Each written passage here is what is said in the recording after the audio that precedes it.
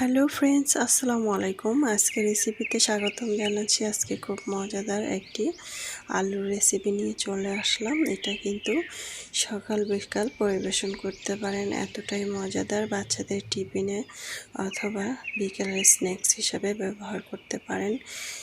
একবার খেলে বারবার খেতে ইচ্ছে করবে। তো প্রথমে আমি এখানে আলুটা সিদ্ধ করে নিয়েছি, 2টি আলু বড় সাইজের।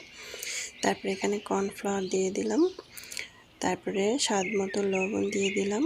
তারপরে এখানে দিয়ে দিব গোলমরিচের গুঁড়া 1/2 টেবিল চামচ, শুকনো মরিচের গুঁড়া দিয়ে দিলাম 1 টেবিল চামচ, মরিচের গুঁড়া দিয়ে দিলাম 1 টেবিল চামচ। আপনারা জাল বেশি ব্যবহার করলে এটা খেতে অসম্ভব মজার হয়।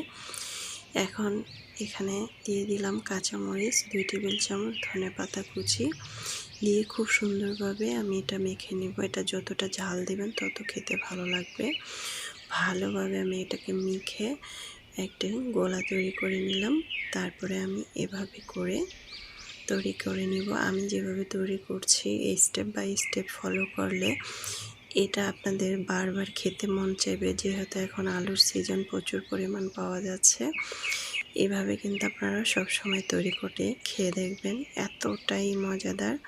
আমার কিন্তু হয়ে গিয়েছে 3টা স্টেপ। তো এখন আমি একটি কাঁটা চামচ দিয়ে এভাবে ডিজাইন করে নিচ্ছি। অসাধারণ একটি স্ন্যাক্স, এটা এতটাই মজাদার। একবার হলেও ট্রাই করে খেয়ে দেখবেন এটা কি কতটা যে মজাদার। তো আমার কিন্তু সবগুলো বানানো হয়ে গিয়েছে। এখন আমি কেটে নিব একটি ছুরির সাহায্যে সবগুলো এভাবে করে।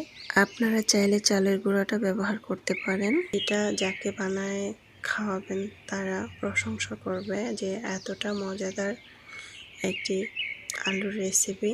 তো আমার কিন্তু সবগুলো হয়ে গিয়েছে। তারপরে এখানে আমি ব্রেড ক্রাম্ব নিয়েছি 1/2 কাপ অথবা 1 কাপ পরিমাণ। আপনারা চাইলে এখানে বিস্কিটের গুঁড়া, টোস্ট বিস্কুটের গুঁড়া করে নিতে পারেন। তারপরে এখানে দিয়ে দিলাম মজারেলা চিজটা সুন্দর করে এখন আমি মিক্স করে নিব। মিক্স করা হয়ে গিয়েছে। এখন আমি একটি ডিম ভেঙে নিলাম একটি বাটিতে। ডিমটাকে আমি একটু লবণ দিয়ে, পরিমাণ মতো লবণ দিয়ে ডিমটাকে ভেঙে নিব খুব সুন্দরভাবে কাঁটা চামচ দিয়ে। স্টেপ বাই স্টেপ ফলো করলে এই রেসিপিটা বারবার আপনাদের বানাতে ইচ্ছে করবে, খেতে মন চাইবে। এখন আমি ডিমের মধ্যে এভাবে করে দিয়ে দিব, দিয়ে তারপরে ব্রেড ক্রাম্বের ভিতরে এভাবে ঘুরিয়ে ঘুরিয়ে সবগুলো তৈরি করে নেব। খুবই মজাদার, বারবার বলতেছি যে এটা এতটাই মজাদার হয়েছিল। তো আমি কিন্তু সবগুলো এভাবে ঘুরিয়ে ঘুরিয়ে তৈরি করে নিয়েছি। এখন প্রচুর পরিমাণ আলু পাওয়া যাচ্ছে, আপনারা কিন্তু আলু দিয়ে এটা ঝটপট তৈরি করে ফেলতে পারেন। এখন চুলায় একটি প্যান বসিয়ে আগে থেকে পরিমাণ মতো তেল দিয়ে আমি চুলার আঁচটাকে প্রথমে বাড়িয়ে রেখেছিলাম। তারপরে চুলার আঁচটাকে কমিয়ে তেলটাকে হালকা গরম করে এক এক করে সবগুলো দিয়ে দিচ্ছি। বেশি গরম করে কিন্তু দেওয়া যাবে না, তাহলে যে ব্রেড ক্রাম্বটা ব্যবহার করেছি সেটা উঠে যাবে। অল্প পরিমাণ গরম করে সুন্দর করে এটাকে ভেজে নিতে হবে। চুলার আঁচটাকে মিডিয়াম সাইজ করে ধৈর্য ধরে চুলার পাড়ে দাঁড়িয়ে এটাকে খুব সুন্দর করে ভেজে নেবেন। এতটাই মজাদার। আপনারা যদি বেশিটা কালারটা বেশি চান তাহলে বেশি করে ভাজবেন, হালকা ভাজলেও খেতে ভালো লাগবে। তা আমার কাছে মনে হলো এটা বেশি ভাজলে, কড়কড়া করলে খেতে খুবই ভালো লাগে, ক্রিস্পি হয়, ভিতরটা নরম, উপরটা ক্রিস্পি, এতটাই মজাদার হয়েছিল। এখন আমি এটি সবগুলো ভাজা হয়ে গিয়েছে।